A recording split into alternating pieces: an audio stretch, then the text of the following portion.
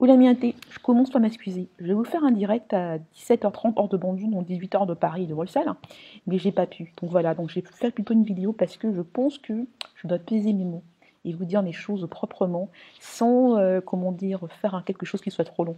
Je préfère aller droit au but, comme ça je dirai les choses proprement et il n'y aura pas de controverse, je les dirai et encore une fois, je ne parle qu'à mon nom. Voilà. Donc, nous sommes aujourd'hui le 12 mai et là il est 19h pratiquement 30. Voilà. Je vous fais cette vidéo pour vous parler de ce qui s'est passé hier. Vous savez, hier c'était la première, il y en aura d'autres, mais véritablement le premier acte désacralisant pour mon père depuis qu'il est mort, le premier acte. Il y a des petites choses comme ça qui se sont dites, des petites manœuvres là, mais ça c'est le premier acte public. Et c'est un acte qui est cautionné par trop de gens. Donc il était nécessaire pour moi de m'exprimer. Voilà. Pas, je vais essayer, ce sera difficile, de ne pas trop personnaliser et de ne pas d'élever le débat. Parce que je pense que ce dont il est question, c'est pas de mesquinerie, c'est pas de petites choses, mais ce sont de grandes choses. Donc je vais dire les choses proprement et je vais essayer de le faire en moins de 10 minutes. Et il y aura une suite, je vous dirai quoi. Voilà. Donc je commence d'abord par m'adresser aux Bandunais, et en leur disant mes chers 50 000 et en vous disant surtout Yako. Vous savez, je suis quelqu'un qui croit féministe, j'ose le mot. Voilà, je sais qu'il a une connotation comme ça qui peut être péjorative, mais j'ose le mot. Je suis une féministe, au sens de Beauvoir du terme. Je suis une féministe. Donc quand je vois une tournante, quand je vois un gangbang, comme pour dire les choses en anglais, quand je vois un viol collectif, je ne peux que plaindre la victime. Donc, les Bandunais, Yako. Voilà. Vous savez, ça m'a fait penser quand j'ai vu ce qui s'est passé hier, parce que j'observais cela de loin. Je ne voulais pas parler avant, parce que si j'avais pris parti, si j'avais dit quelque chose, ça aurait été occulté. On aurait dit héritage, famille. On l'a quand même fait, voilà. Mais je préférais que les Bandunais, que ce qui se fait se fasse, pour vous dire, voilà, pour vous rappeler ce que je dis au moins depuis le 28 novembre. Il faut brûler Bandung.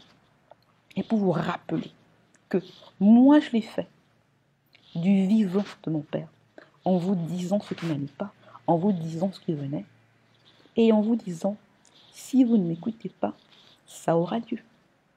Vous vous souvenez des polémiques, vous vous souvenez de ce qui s'est dit, vous vous souvenez de ce qu'on a osé dire sur moi.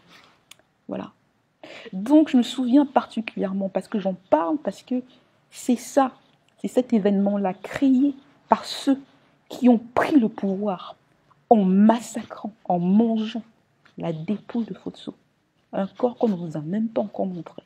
Il n'y a pas eu d'acte de décès. On ne sait pas dans quelles conditions il est mort, mais on mange ce qui reste. On marche dessus et on s'assoit sur ce truc. On s'assoit sur Bandung. Voilà. Donc cette polémique à deux balles qu'il y a eu à l'époque en disant que Christelle Nadia Fosso voulait venir imposer le porno à Bandung. Je me souviens de la réaction des Bandung, de beaucoup d'entre vous, des Bandunais, qui m'ont craché dessus en disant « Quelle honte!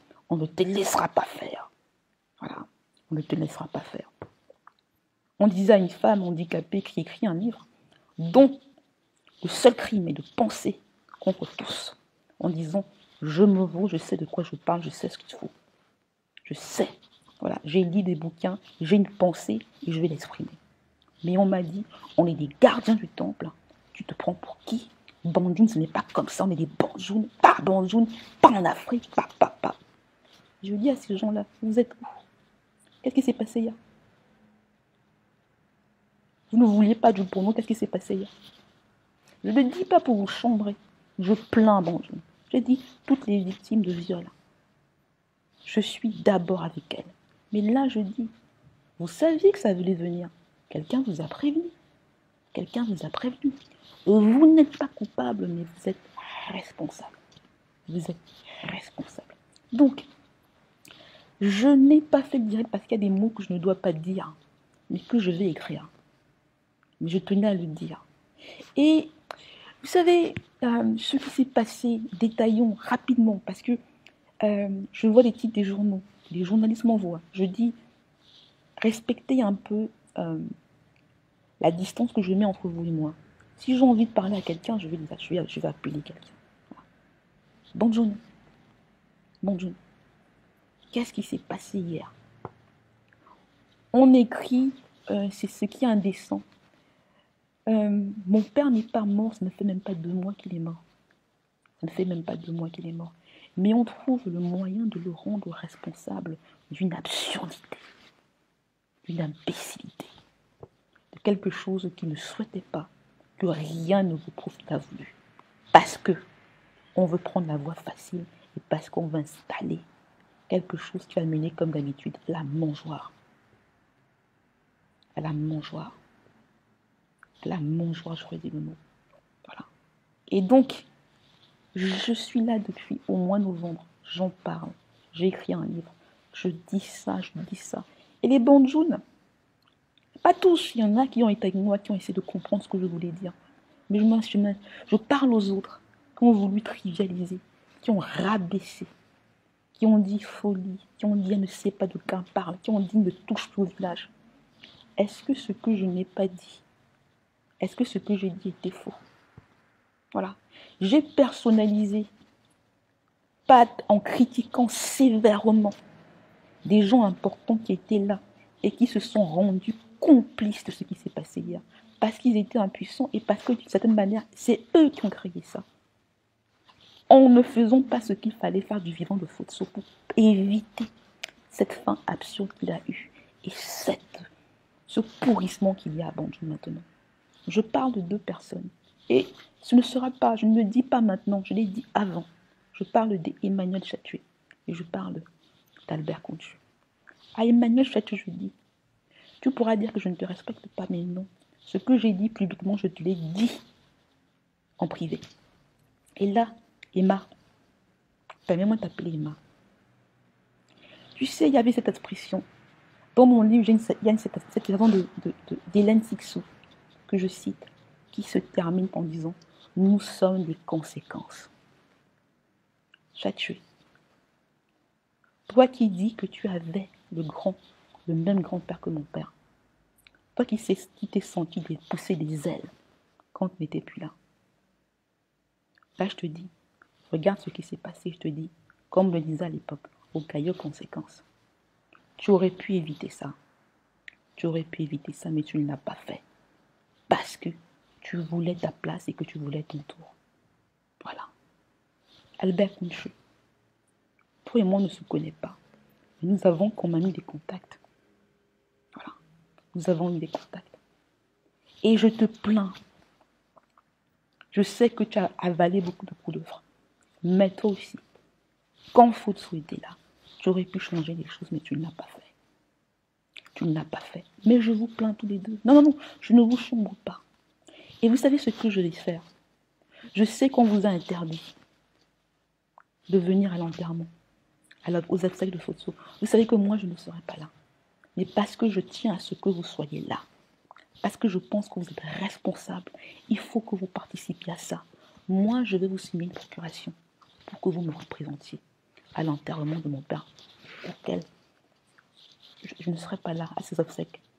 Donc, je suis prêt à vous signer une procuration pour que vous puissiez participer, pour que vous y contribuiez, parce que je pense que vous êtes responsable de ce qui se passe.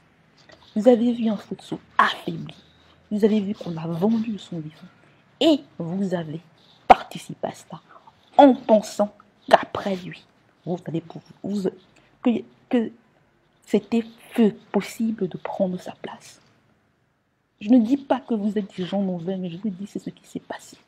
Et moi, la fille, quand j'ai crié, quand j'ai dit ce que j'avais à dire, quand j'ai écrit un livre pour le défendre, aucun de vous n'a levé le petit doigt. Vous avez plutôt participé avec la foule en aidant ceux qui aujourd'hui vous crachent dessus, qui se sont assis sur vous hier, qui se sont assis sur vous hier, et qui se sont assis sur vous hier. Dans Bandjoun, ne nous dites pas, ne me dites pas que c'est de la faute de Fotso qu'il a transféré la mairie en chefferie. Ce n'est pas ce qui se passe. Il y a au moins un de ses enfants qui, au moins depuis novembre, qui vous dit non, non, non, non, non, et qui vous dit ça ne se passe pas, et qui vous a prévenu en vous disant de la manière la plus virulente possible pour que vous l'écoutiez, il faut brûler Bandjoun. Et qui vous a dit, Futso n'a qu'une seule femme, et c'est Banjoun. Et qui vous a dit, si vous ne faites pas attention, voilà ce qui va se passer. Et ce qui s'est passé, s'est passé. Donc Banjoun, Yako, mes sincères condoléances. Mais, regardez-vous dans la glace.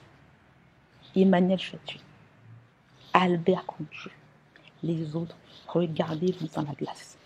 Et s'il vous plaît, ne dites pas dynastie Futso parce que vous savez que non. Futso, ce n'était pas ça. Futso n'a pas possédé Banjoun. Futso n'a pas transformé Banjoun en une chefferie. Futso a donné à Banjoun. Futso est mort pour Banjoun. S'il avait voulu imposer sa fille, s'il avait pensé que c'était ça son héritage, il l'aurait fait de son vivant parce que lui, c'était un bébé. C'était pas un bébé de l'ombre. C'était pas un homme politique. C'était un Bamléké qui a fait ses affaires et qui après a fait de la politique pour vous servir. Pour servir sa communauté, pour servir son village, pour servir son pays. Pour les journalistes, ne dites pas ça, ce n'est pas cette assurité-là, ce n'est pas la politique du ventre. Ça ne vient pas de Futso. Ça, c'est le produit des Banjounais, des Chatuy, des Contu. Futso était au-dessus de ça. Il l'a toujours été.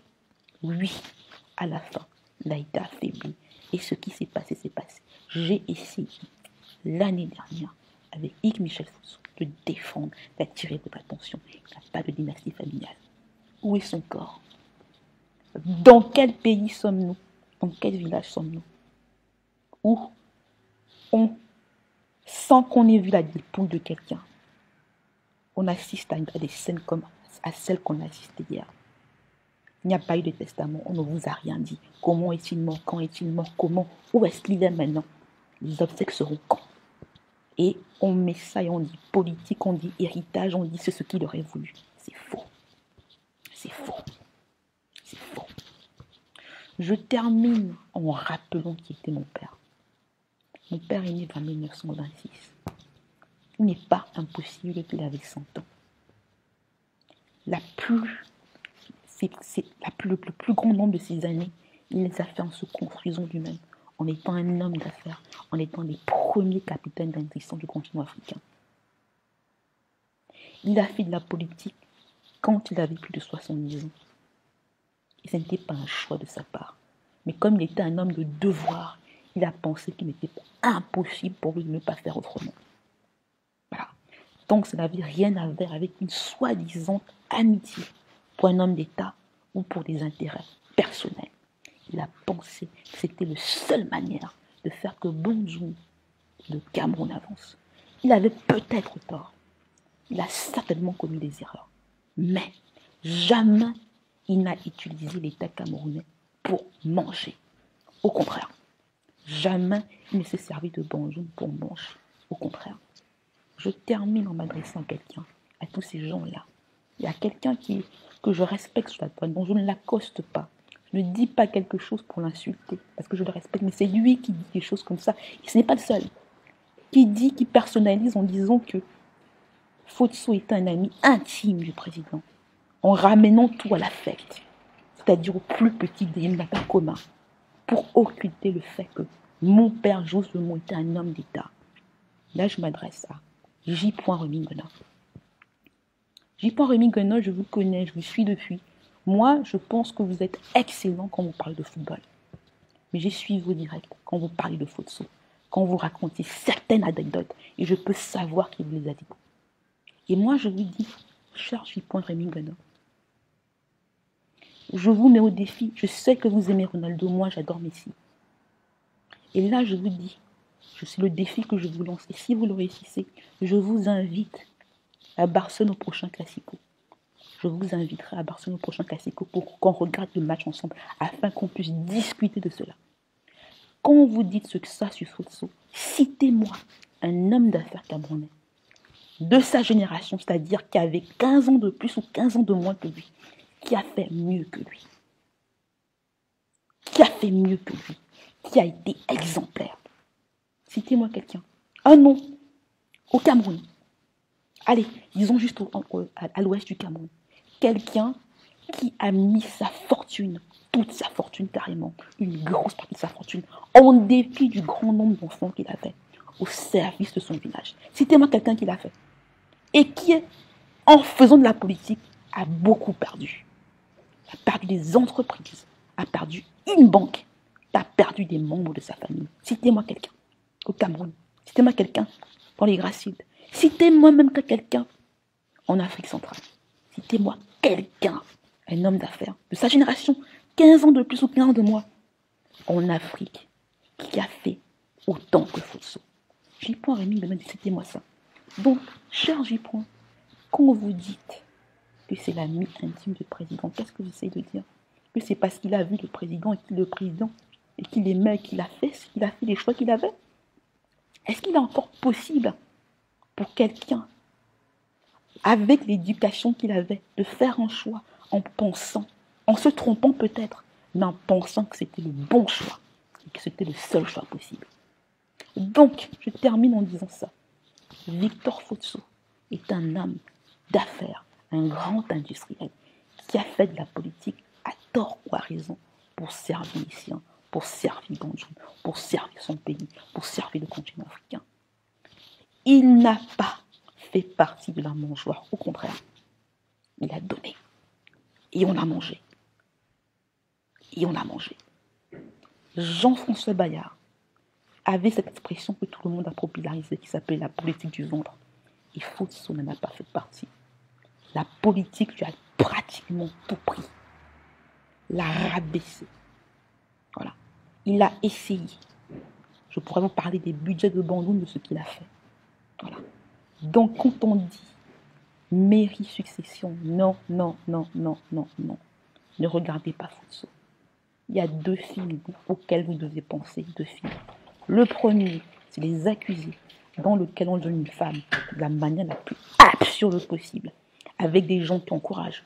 Nous avons vu ce qui a eu lieu hier. Il y avait des applaudissements, des gens sans culture, sans éducation, et qui avaient faim, qui disaient n'importe quoi, et qui ne se demandaient pas où était Fosso. Où est-ce qu'il était, dans quel morgue il était à Paris. L'autre film s'appelle The Toy, avec Richard Pryor, où on montre qu'un individu devient la propriété d'enfants gâtés, d'enfants qui ne se sont fait nulle part et qui pensent qu'ils peuvent s'asseoir sur quelque chose qui ne leur appartient pas, au nom de leur père, dont personne ne sait où il est. Je terminerai par ça. Fosso n'était pas Banjoun, mais Fosso a essayé de faire Banjoun. Et si Fosso avait voulu posséder Banjoun, il aurait fait autrement. Fosso n'a pas voulu que Banjoun soit une chefferie. C'était un homme d'affaires. Et je pense que les Banjoun, les Camerounais, les Africains devraient se demander qu'est-ce que l'État du Cameroun a fait pour Fosso. Qu'est-ce que l'État du Cameroun a fait pour Fosso? C'est la seule question. Fosso ne pensait pas que sa famille devait posséder la mairie de Banjoun, mais il pensait qu'il avait construit quelque chose. Il avait une œuvre, il avait des sociétés. Et malheureusement pour lui, on lui a volé l'œuvre de sa vie. Je terminerai en vous disant que je prépare un texte sur cela, qui sera publié dans les prochains jours, et je vous en parlerai. Donc Banjoun, Yako, Emmanuel Chatué, Yako, Albert Hunch, Yako. Mais, autant que moi, vous êtes responsables, parce que dans Défiguré, j'ai essayé de vous dire ce qui se passait. Vous avez tous fermé les yeux, parce que ça vous arrangeait, parce que vous pensiez que c'était facile de remplacer Fosso. Voilà. Et qu'il suffisait d'avoir été son ami, de porter son nom pour marcher dans ses pas. Vous vous êtes rendu compte que ça ne suffit pas hier. Ça ne suffit pas. Il est temps de recommencer à penser, s'il vous plaît. Quand vous mangez Fosso, lavez-vous au moins les mains pour ne pas infecter les autres. Merci, chers tous. Je posterai sa vidéo sur Facebook et sur tous les autres trucs. Et je vous demande, donc on est ensemble, on continue. Achetez le livre, lisez le bouquin. Et puis, suivez, likez. On est ensemble, posez-moi des questions. Je ne recule pas, je ne recule devant rien. Je ne personnalise pas sciemment. parce que je veux être audible. Et on va continuer et je vais dire les choses. À très bientôt.